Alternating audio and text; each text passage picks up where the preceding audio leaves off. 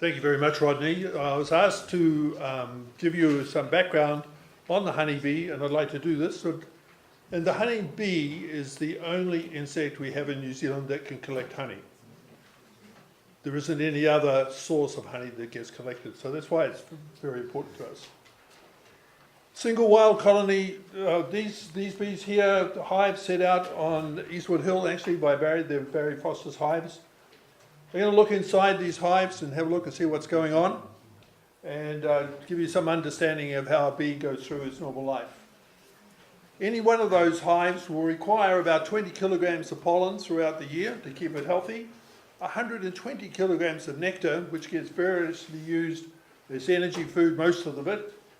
A lot of it gets pinched by beekeepers for honey, but it takes 5 to 8 kilograms of honey to make 1 gram of wax. It's a carbohydrate-based thing, and that's the way it has to happen. They also need 25 litres of reasonably clean water, and that's an important quest for the foragers when they're out doing their collecting. Parts of a bee: the head, thorax, the abdomen, wings, lots of muscle in this part, a lot of sensory equipment in the head, and the abdomen, of course, is where all the digestion and a lot of that basic process carries on. Interestingly, this is where the digestion occurs, and yet they feed royal jelly out of their heads. Go figure. We'll get to it. The part that's just been illustrated with an arrow is the antenna. It's like your nose. This has got a whole bunch of sensory cells on it, little scales and pegs, which are porous and will take in the odors and then stimulate nerve impulses and tell the bee what's going on. There's also a whole series of other sensors right on the tip of the antenna. Remember now, this is its nose, not a feeler. Right on the tip of it, there is a set of sugar sensors. And when the bee is going into a flower, it is looking for nectar. It's not looking for pollen. The pollen is sort of secondary. It can also taste with its tongue, which is folded back under here and you can't really see it, but also taste with its feet. Interesting thought. I'm glad they don't have to taste with mine. Right, here we see some bees that are feeding in a hive. These worker bees have come in. Notice the tip of the antenna is on this drop of feed bee, which is a half sugar solution and half a protein mix. And that immediately causes it to poke out its tongue. It's not being rude, it's just feeding. That's what happens. And so here's 3 of them all having a tuck in there. So when the bee is out on a flower, it's about putting its antenna in, determining that there's nectar down the bottom, and then poking in its tongue. Its tongue is just as long as its antenna. It can go quite deep. I see a lot of frustration in some bees as they try to feed on flax, where the circle of the flower is a little bit too small for them, and they get stuck and their little backsides are sticking out, and they can't get in to get the nectar, which they really want to get into. But the pollen is accumulated on the body while they're fussing around trying to get the nectar. All the pollen gets onto the body, and then they have it all over them, and then as they fly back to the hive, they groom it off and they put it into their cubiculum or their pollen baskets to take it back to the hive. Back at the hive, you can see here's 1, 2, 3 of them coming back in. They're going to take it in, go up the combs and take it to the brood comb. These bees here are getting ready to leave, and there's a whole bunch of other forager bees here also trying to get inside the hive. We're looking down on the entrance. I don't like to stand in a flight path. It's a little bit dangerous, but I do count a lot of bees coming back in with pollen on. So these other bees coming in that don't have the pollen on them, they may be carrying nectar, they may be carrying water. Okay, 3 major bee types inside the hive. You know the lady in the middle, one and only, that's Mom. Right? And she has these daughters. They're both diploid, but hormonal control says that I'm the only one to reproduce. You lot have got to do the work, do the housework. This lazy old soul on this side, he's only got half the bucket of genes. He's haploid. He's got big eyes, so he can find his own queen when he wants to go on a mating flight. But he's a bit of a layabout. He has to be fed by the others. Now, a bee's life in the spring, if you take it from the time of the egg going through, 3 weeks for it to go from the egg stage to when it emerges as a new bee, and I'll give you some details on that in a minute. Another 3 weeks as a hive bee. Now, the first 4 days it feeds like crazy, trying to build up its own protein content. Then it has 8 days of feeding to others as a nurse bee, and then 9 days making comb, transferring nectar, and doing all the housework that has to be done inside the hive. And then for the last 3 weeks of its life, so as a bee, as a flying bee, it's now only been alive for 6 weeks. You know, that's how long they live. And the forager bee, right, they're out collecting nectar and pollen for the last 3 weeks of their life. We'll go through some of those details. Right, the queen sitting here, she's got the mark on her. Beekeepers have an international code for marking bees, so they know how old the queen is. This one, bearing a red mark, might have been put in there in 2013. Probably not. This is an old picture. But there is an international set of code colours. The other reason I like seeing that little spot on the queen bee is so I can see it, because I'm not used to picking up the queen. Barry picks them up very quickly. I have a heck of a job sometimes. Right, and the queen goes in and she gets into clean cells. When she finds a clean cell, she lays an egg in it. And so the queen came through here about perhaps 1 or 2 days ago. These eggs are now going through their embryology and they'll hatch into a grub. It's a tiny little grub in here. This is probably only 1 to 2 days old. These are very small. These ones are 3 or 4 days old. Right, getting much larger.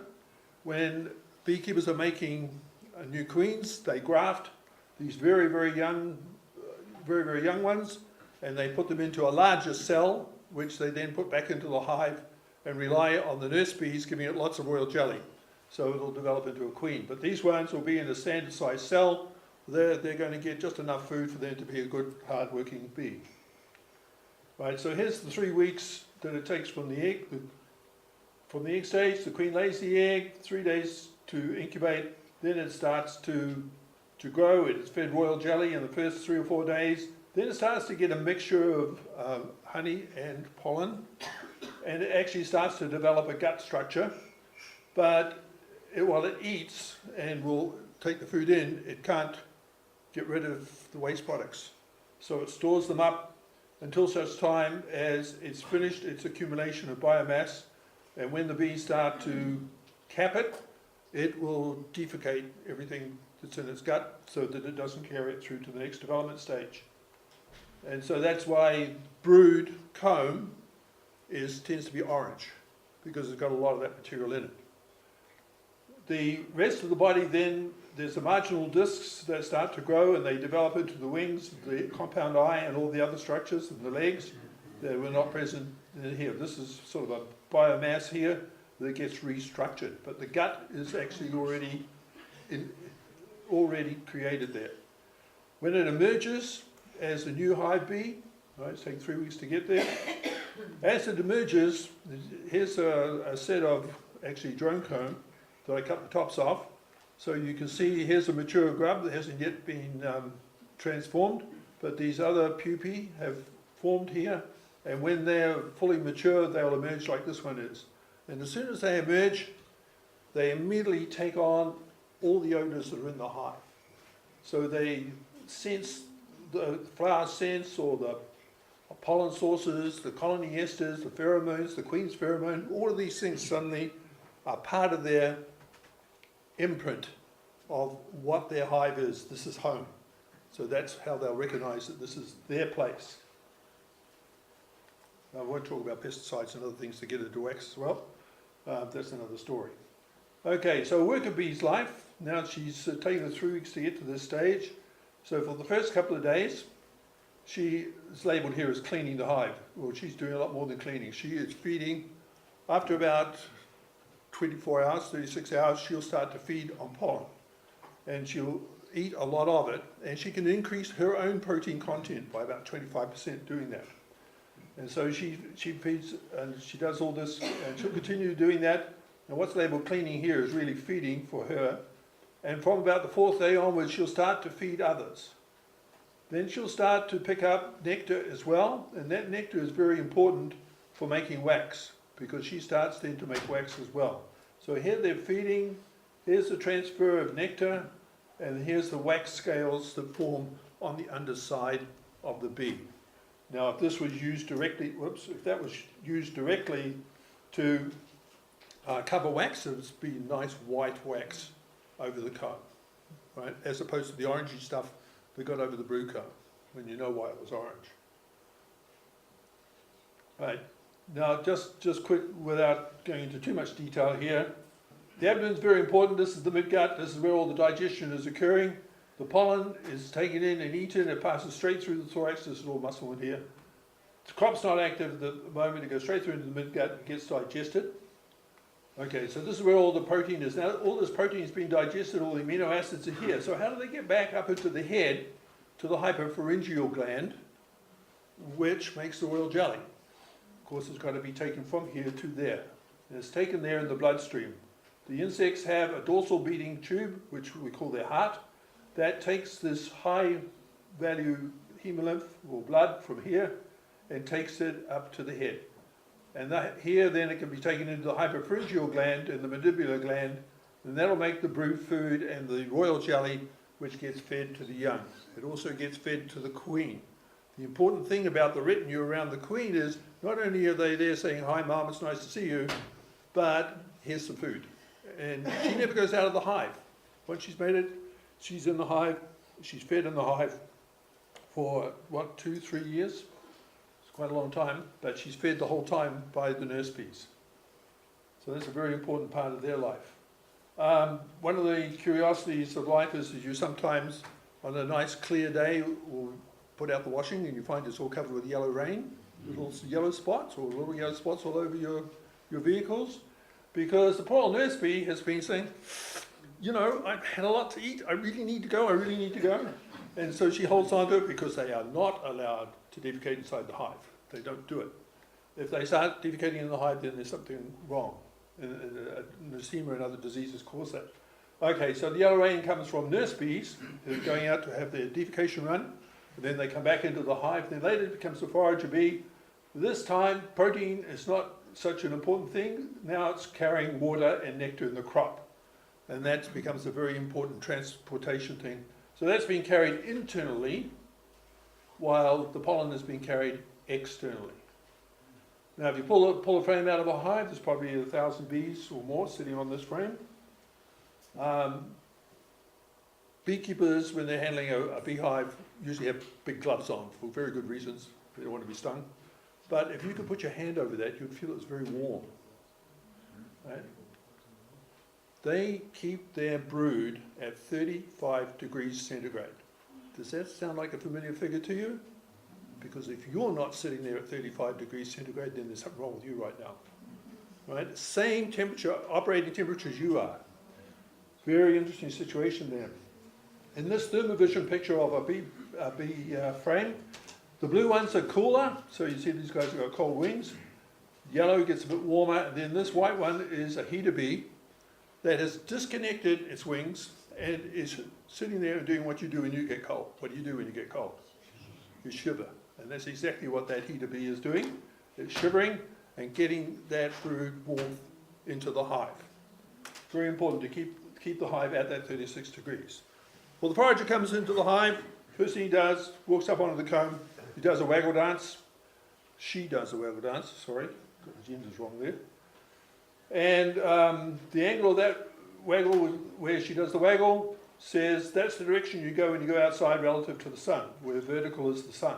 Now, the sun could be anywhere in the sky, but she knows she has to be at that angle, this angle to the sun. That directs it to the flower, gives her the general direction. The odor of the pollen, which is in the pollen basket, is what gives her the guide as to what that host might be, what that host tree might be, or the host plant. And then also she releases a few pheromones which stimulate layabout foragers to get up and get on and do some work. And they all go out and to catch this material. Now when the forager has finished doing her dance, she goes up to the brood nest. And how does she know where the brood nest is? Well, she's worked there, she knows.